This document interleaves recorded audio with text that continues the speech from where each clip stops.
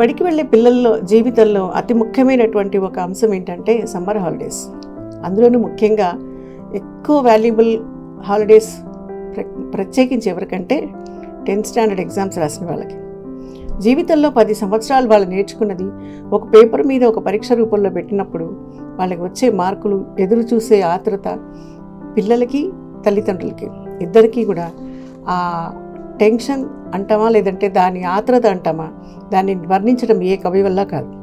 So by almost అన్ని స్టేట్స్లోనూ 10th class results వచ్చేసినట్టున్నాయి. Congratulations, అందరికీ results వచ్చేసాయి. కొంతమందికి చాలా మార్కులు వచ్చాయి, చాలా సంతోషం. చాలా కష్టపడి చదివారు కదా, మీరు చాలా తెలివైన వాళ్ళు అనుకుంటున్నారు కదా. No doubt you are clever.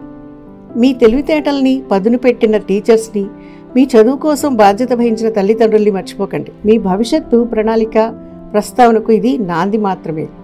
స్థిరంగా నిశ్చలంగా ఏం చేయాలి, ఎందుకు చేయాలి, మీరు చేయగలరా, మీ పేరెంట్స్ అంత ఖర్చు పెట్టి చదివించగలరా లాంటి ఆలోచనతో ఒక నిర్ణయానికి రండి. ఎవరో చేరారని, కాలేజీ బాగుందనో, ఎవరో చెప్పారనో చేయొద్దు. ఆ చదువు మీకు ఎంతవరకు న్యాయం చేకూర్చగలదో ఆలోచించండి. అందుకే మీ మార్కులు మిగిలిన వారితో పోల్చినప్పుడు తక్కువ అన్న ఫీల్ మాత్రం వద్దు. ఒక మనిషి తెలివితేటలు, సమయస్ఫూర్తి, అత్యవసర పరిస్థితుల్లో తీసుకునే నిర్ణయం ఇవన్నీ మార్కుల మీద ఆధారపడి ఉండవు. జీవితంలో గెలవటానికి, ముందుకు వెళ్ళటానికి మీ ఆలోచన సరళి, ముందుకు వెళ్ళాలన్న తపన చాలా ముఖ్యమైనవే. అంతేకాని మార్కులు మాత్రం కాదు. ఈ విషయాన్ని మాత్రం మార్కులతో కలవటం చాలా తప్పు. తల్లిదండ్రులు కూడా ఈ విషయాన్ని గుర్తించాలి. మీ పిల్లలకు ఎన్ని మార్కులు వచ్చాయన్నది కాదు ముఖ్యం, ఎంత బాగా రాణించగలరు అన్నది ముఖ్యం, చాలా అవసరం కూడా. జీవిత పాఠాలు, సమస్యలు ఎంత క్షుణ్ణంగా వాళ్ళు ఆలోచించగలరో చూడండి.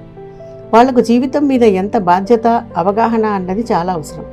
దాన్ని గుర్తించి వాళ్ళు ముందుకు వెళ్ళేలా చూడండి. జీవితం అంటే సిలబస్, పరీక్షలు, మార్కులు మాత్రమే కాదు.